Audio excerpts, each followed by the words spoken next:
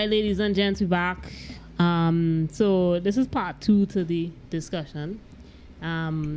We briefly just gonna touch on this topic. We have Mr. Fernando Chillar to my left, and on the Zoom, Miss Louise Clark, our resident writer. So we were just talking off the air a little bit, and we had an episode recently, Hey DJ Part 1 and Part 2. If you all haven't seen it, go and check it out, where we were talking about sampling, right?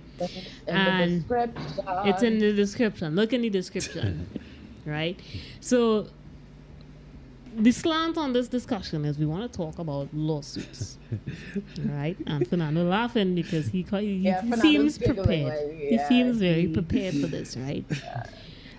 Off the air, we were discussing the Anselm Douglas situation. Now, I don't think we want to actually talk about the particulars of that lawsuit, but we're just going to talk about how copyright and all of that ends up in a lawsuit position and what the lawsuit ends up being.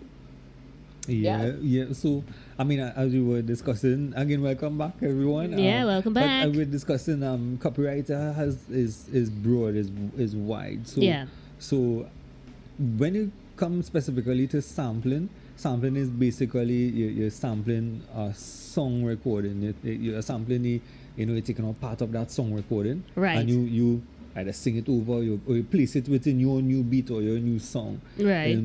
But with every sample, you might tell yourself, well, and a number of artists, I believe, also believe that they only need to clear the rights in the song recording because they think that is a sample from a song, right? From the song. But in each sample, there's still the two copyrights still exist: the song copyright and the song recording copyright. So those both samples exist in it, because whoever part I sample, whichever part of the song is 2 words, 3 words, whatever, right? Is the words there? The words are there, which is the written part, what was written, and then the recorded part, which is sung. So, so there's still the 2 versions there that need to be cleared, and all rights need to be cleared in that sample before you could say, right, it is safe for use to put in my new song. Right. So how okay, so let's just say I want to for example, this is perfect. We did the Hey DJ episode where we actually played songs. Right. They were literally pulling samples of the songs. Right. Now, we gave them the copyright claim and whatever, because YouTube obviously does that for you. Right. So we I think we're kind of out of the clear where that is concerned. Right. Now, how do you end up getting in a lawsuit?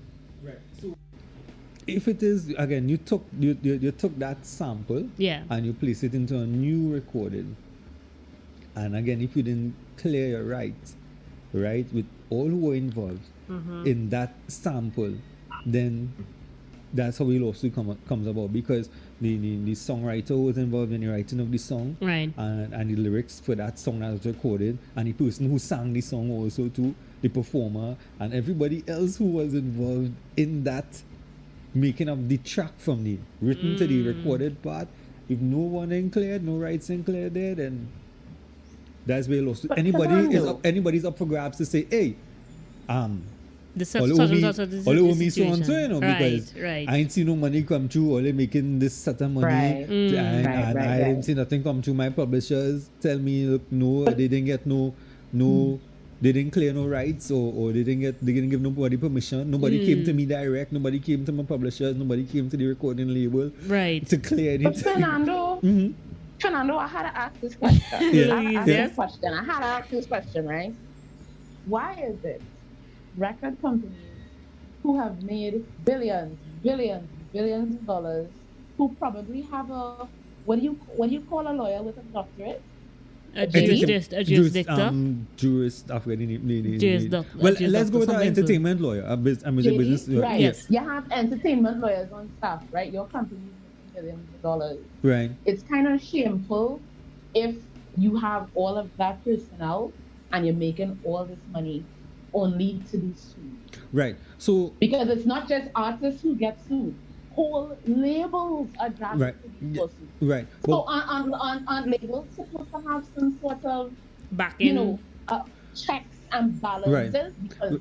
Right. So your management team or Receive whoever it some is with sense. the label or whoever it is that that you have on your side, on your team, supposed to do their due diligence checks and say, look, we're gonna put this in our new song. We always like that song, and we're gonna put this in our new song the same way as it is. We're gonna sample, we're gonna take the whole recording itself, or we're gonna sing it over or whatever it is.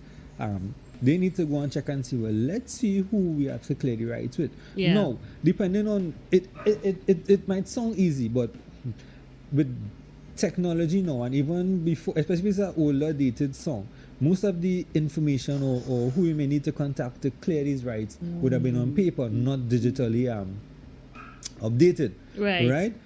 As time goes along, songs get changed from owners to owners. The owner who wrote the song and who did the song recording would sell the copyrights over to our next recording label, our next company. So a lot of these things just happen with a number of songs, right? But whoever it is at this present time, whoever it is who's your team, have to make sure that they would have gotten all the information needed to clear the song, whether when they check through how far back it went, or whoever had the rights and all these things were already cleared, or the company that bought the rights have all the paper and documentation showing yes that this is ours, everything is ours, they're okay, they're good to go. When you pay us this person is going to get their money, whatever it is.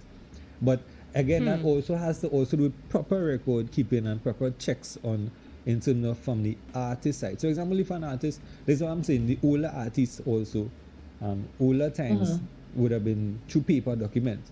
Now we have digital where ISRC codes, metadata, your metadata have to be up to par. And even with all this new technology, artist metadata will still be off. Something's missing. In terms of even the wrong spelling of the name of the artist could be problems. So again, with all these lawsuits we're hearing right now, I don't know if it would have been something that would have been, they said, hey, let's put it in perspective with the sincere thing as well for Megan Thee Stallion. Put your back in it.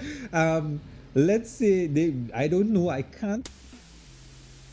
Matter of look. On the US, it is on our side. It mightn't pass the Caribbean side. I don't know if it's a matter of that. If they say, well, now don't say that everything good, or based upon they could have probably gotten all the information or thought they got all the information. Right. In terms of everyone who's involved with that track, and they say, okay, well, we good, and let's go on, and then boom, somebody pop up.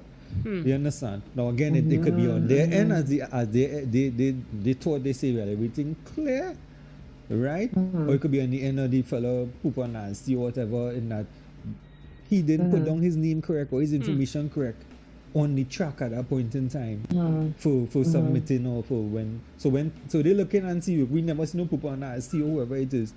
So we don't. But I've seen they say he credited it, but what I'm saying, don't know for what or for, So a lot of things, they had to know what is who it is to clear what. Yeah, go ahead, Louise. Fernando, She slapped I the think desk. you know enough about entertainment law to help me with this. I think you might, right? If? Referencing the Shantia Right. situation. Referencing the Shantia situation. Is it at all possible, hypothetically speaking, because we don't know the situation, and I haven't seen any articles about exactly what happened. Right.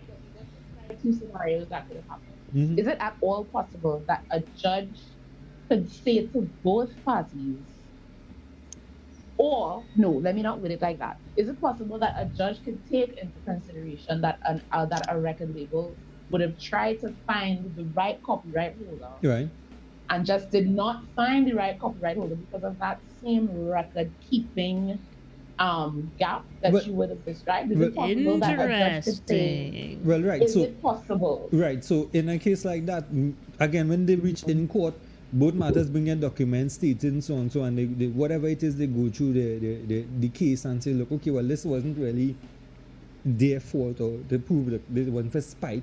Whatever it is that they go through and say, look, these are all the documents we have. We submitted, we contacted all these people who we know who we saw for the original work, and this is what we did.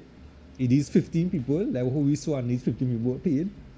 And then on this his side, he said, well, no, well, it's 16 or whatever the case is, then they will decide on what it is to do. Is it so? They will say, look, here what going on. It's either they say, look, all right, since this is the case here, no, bring him in, whatever it is, sort it out. I say, I wouldn't know whatever it is, agreement they come to, whatever the judgment is. They might say, well, okay, well, buy nothing for you. Because Don't internal lawsuit. Internal lawsuit. Meaning, there's one label, and then an artist thief something from the next. Well, sorry, thief is a very strong word. Copy and paste from one artist to the next, or the label took something from one artist and gave it to another artist. I mean two artists under the same label. Under the same label. Regardless of, even though you're under the same label, there are still going to be different players who brought the song to a project. Right. So, all right, let's say you mean you're under the same label. That doesn't mean to say we were working with the same producers or we were working with the same recording house. Remember, the industry is one where we're under the same label, but you gave me money to go by whoever I want to record my song or use this producer, this arranger or whatever it is. Those are separate entities within that song, and you went and then they didn't give you an advance, but they provided it for you. They made all the arrangement for you, and they just told you go so record so whatever it is. You know, it's different dynamics, different aspects to these things. So even though it might be the same label, I'm a different artist from you. My songs are different. Different songwriters would have been in my project. Right. You know? So it has nothing to do with you under the same label, you know. You still need to clear the rights on the other people involved in my song. Right. You know, the songwriter, the producer, the engineer, even the engineers, the monitor engineer, mix engineer, all these people it's different aspects in the industry would have, you know. Do we have any cases of that where there's a song under the, let's say Motown, for example, and Motown make a thing for one set of people, and then they take the track and give it to somebody else? Do we have any cases like that in any particular? I can't see.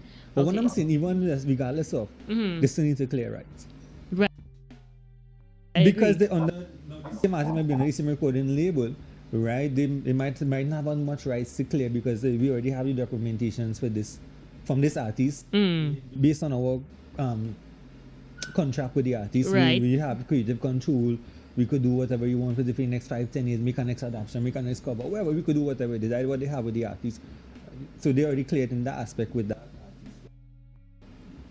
With somebody else, another artist, and that we may not have had the same form, you know, of contract or whatever it is. You know, the different things, different players for each song and that kind of stuff. You still need to clear, make sure, look, okay, yeah, you know, everybody clear, in the clear, you know. So, but I can't remember that, or I mean, the same. If it was under the same label, No, I can't recall any, but I just thought it would be interesting if that were to be a thing, because I've always heard stories of, you know, one song is written for one particular artist, but they found that it's better if I give it to a certain other artist. But I don't necessarily, as you said, it. But not only that though, I was gonna point out, it just occurred to me, right? If you remember the band boy craze of the 90s, right? There was one particular guy who was writing songs for all of those boy bands. There was a band named Five from England. One of their songwriters wrote for Backstreet Boys, wrote for NSYNC. There was one more band. The point is, if you have one songwriter writing for several groups, maybe that's less likely to happen. Okay.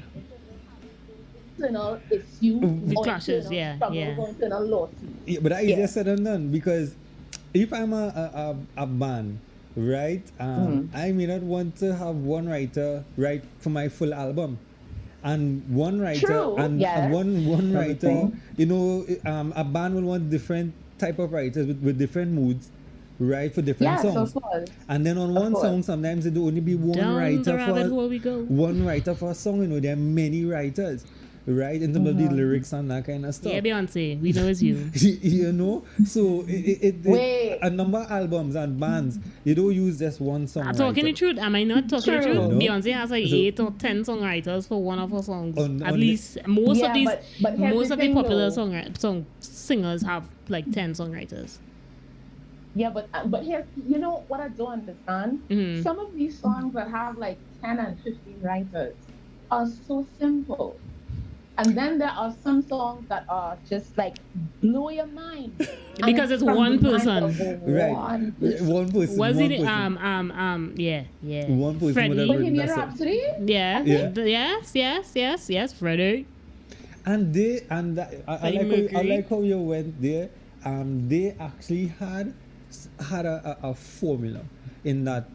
So I believe Freddie was basically the songwriter guy. He Yes. would have written lyrics, but he would have brought the lyrics to the rest of the band, and they split Right. their royalty shares equally. I think it was equally for everybody. So he would have been he home here, Okay. and he write his song. Whoa, sing right. Get inspiration, write his song, and then he bring it to the band. The drummer, everybody, the chords and notes around. Bam. Although they didn't sit down and write the song, Right. they were still considered songwriters because a man would bring the riff and the drums. Right, So right. they split it. Some depending on the dynamics of the band, you can do that and say, look, we're gonna split evenly, or because I wrote the song, I would gonna take 50% and the rest of yours split the other 50%. You know, so it's dynamics. Fernando, Dynamics. I'm a Yeah. Go ahead, Louise. Go ahead. Fernando, let me ask you something. Yeah. Let's say a band, they come together. Right. One person has Mhm. written song. Just as you said about Freddie. Right. Freddie wrote the song, but every musician brought something else to the table. Does that mean that if a person helps to arrange a song, Kemi, you're watching you. If someone helps to arrange a song, does that person deserve the same royalties as the songwriter? Right. Or So, is it that the person who writes the lyrics gets the most? no. Or is it that there's a way to divide it? No. There's a standard 50-50 rate, as it is say. I don't know. I But- don't know why Louise was watching me in the first place, but I'll come back to that in a There's a little standard bit. 50-50 rate, for example, where producer, in terms of when they go into the recording studio, if they had a producer involved, they get 50%, and the other 50% is shared between the rest of the band. Right. But again, it's dynamics with each band, with everyone, and they sit down and discuss. That's why it's important to discuss beforehand, all bands or anybody on the whole. When you reach in studio beforehand, say, look, we in this right now. How are we going to split this? Right. You know, once they have that written on a contract saying that every song, because they had it, and I forget one of this popular is not Queen.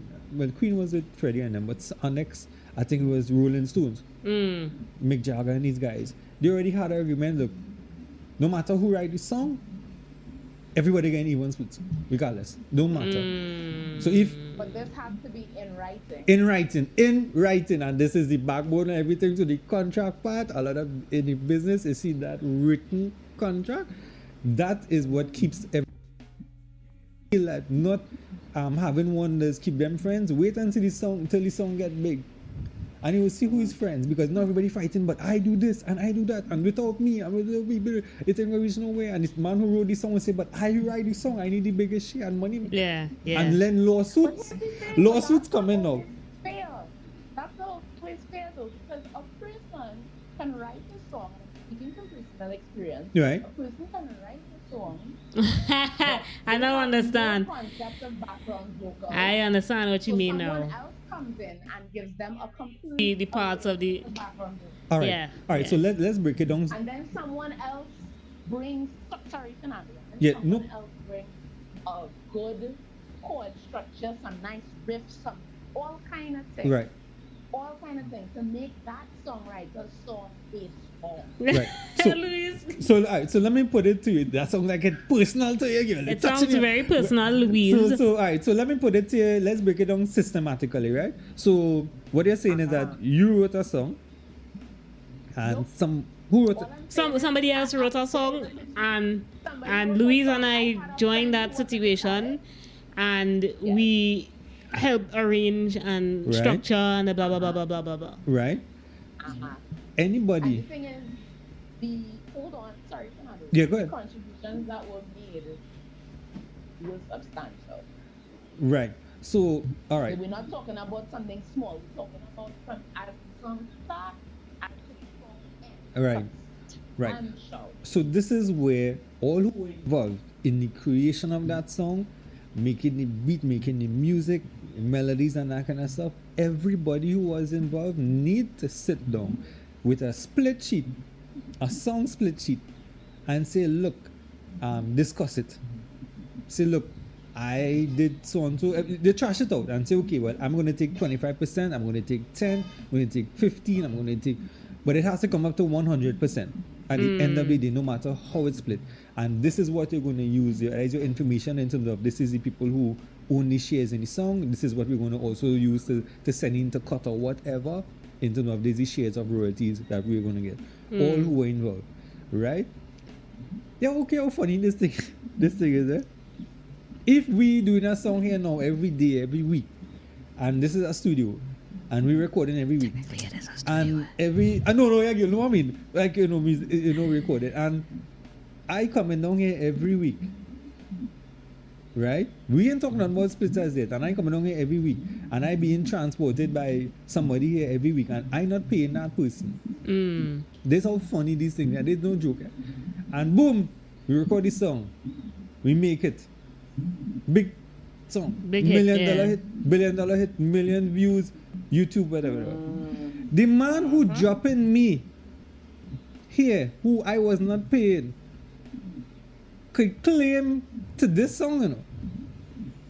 Because at the end of the day, he could say, because I was very instrumental in bringing this song to that level of success, and because he dropped Because you wasn't reaching anywhere without him. he could claim, he have a possible claim, you know. This how funny it is, you know. He could say, Name yo, it. I am being very serious. He could say, hey, that song was so thing, and they never pay me for anything, you know. No, the thing is, I can understand why Fernando would say that, because how He you was reaching here to make record this your song. part. This is what I'm saying. The recording studio, also where we record to, is also part of the process. Everybody who made that song successful could claim, even if you don't have a contract, you know. Studio part of it, Mhm. if they are being paid an hourly rate. No.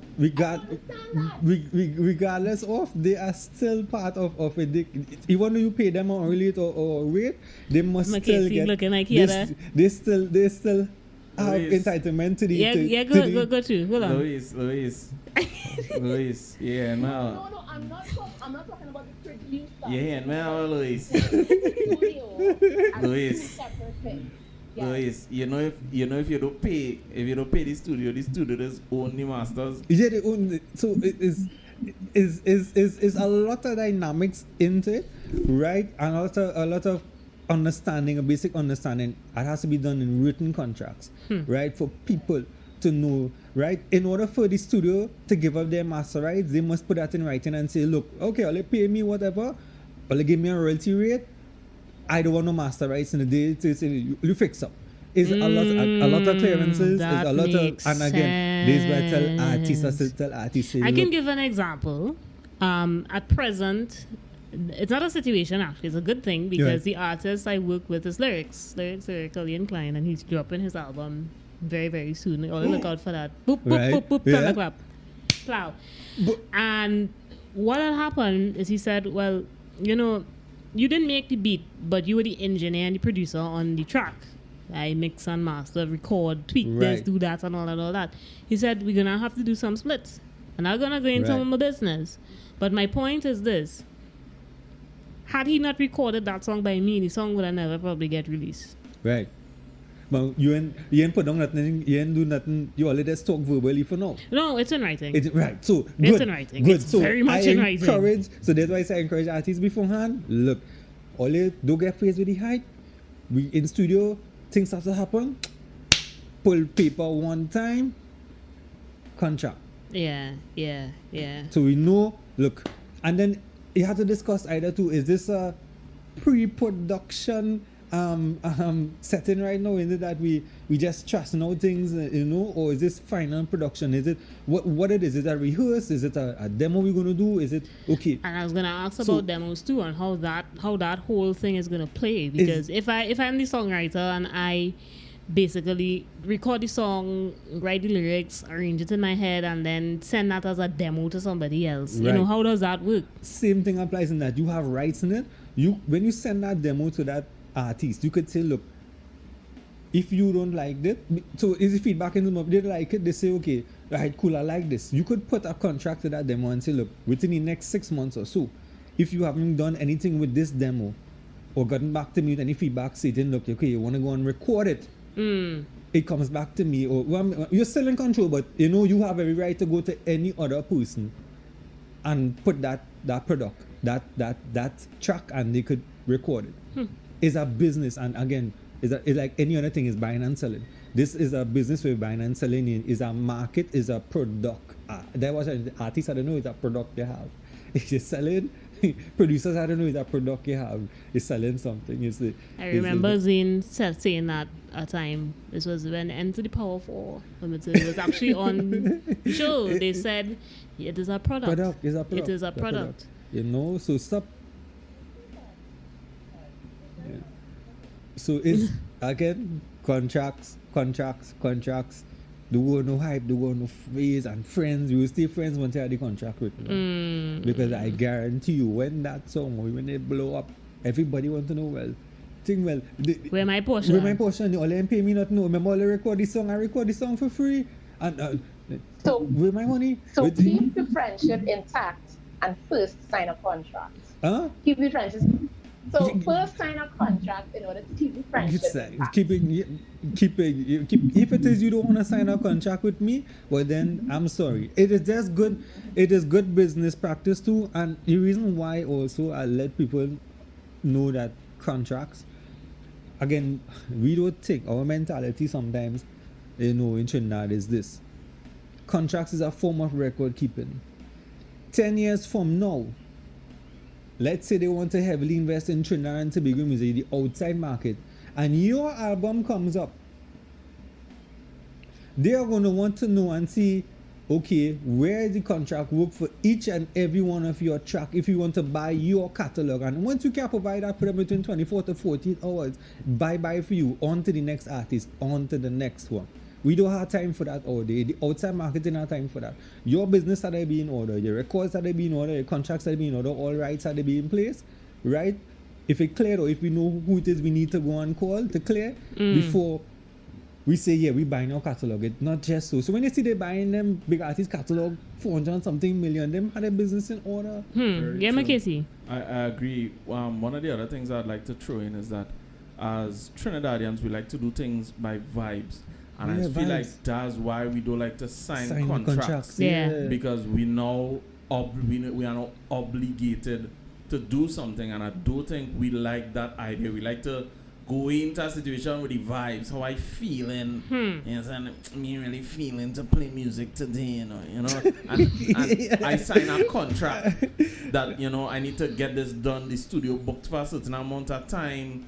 It's like, no, we go in with vibes, and I think that's something that works against us a lot. Yep. So yeah, it is. But we had, if you want, and that's why probably our music industry is so in so much shambles and not a certain level, because the very few players are the big players in this game have a structure.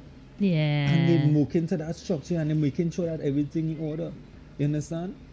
I've heard of the information of Marshall basically owning most of his songs, most of his masters say song. He know why he's doing that, because he's the premier man in soca. Because that's what anybody says. And if 10 years from now, Universal want to buy his music to play it in every plane, as music in the background for every plane, or to sell over a catalog, he good. Look, all my documentation here, boss.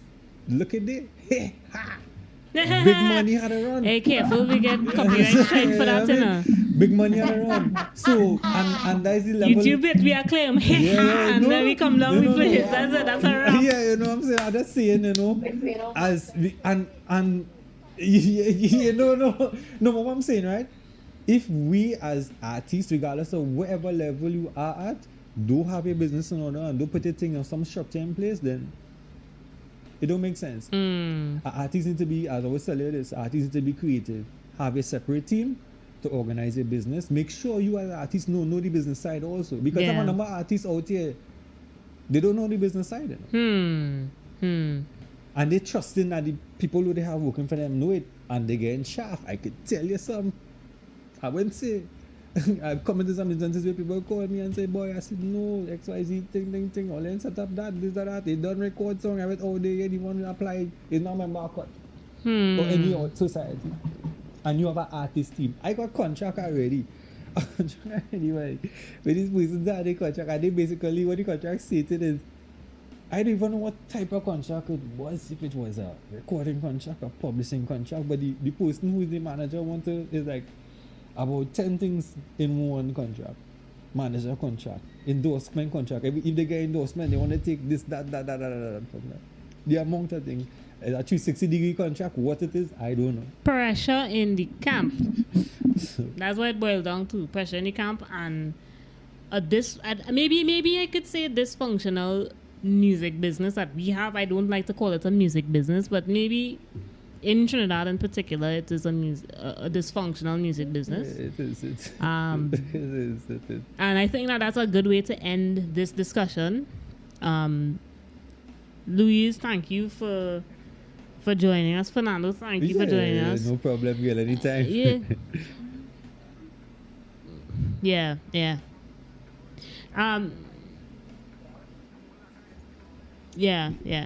Ladies and gentlemen, that's it for this week's episode. Like, share, comment, subscribe.